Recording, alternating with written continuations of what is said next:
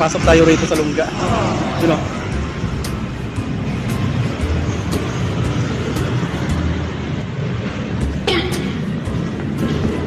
Saan papunta ito, ma'am? Ito po.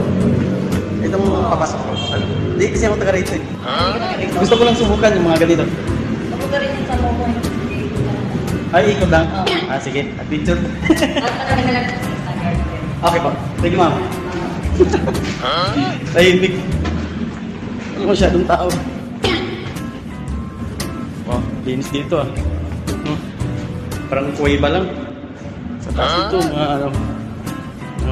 Tawag dito. Ang taas dito, kalsada. Ganun. Ito yata yung binalita na ano. Dati maraming nagtulo sa loob eh. Ngayon, malinis eh. Malinis dito. Pinapakalinis. Ito ano, nangyari. Ay, paket lang pala. Paikot ha. Nabahan ako. Daan ako malayo. Hindi pala. Ikaw kakabahan ng tao?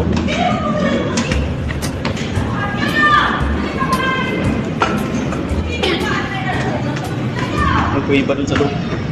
Hingaw ba? Ikot lang pala.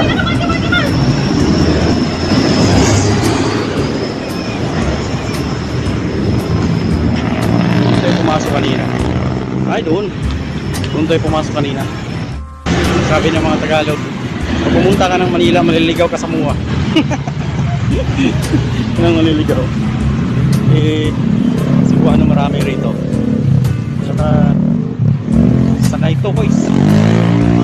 Saan nga ako napadpad ng ano dito sa Manila, hindi naman ako naliligaw. Kung mayabang lang kayo.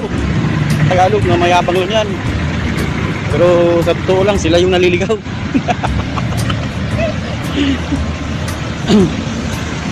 Ayun mo, si Duterte, pinaano nila? Pinakulong nila. Dahil na, halo sila sa Bisaya.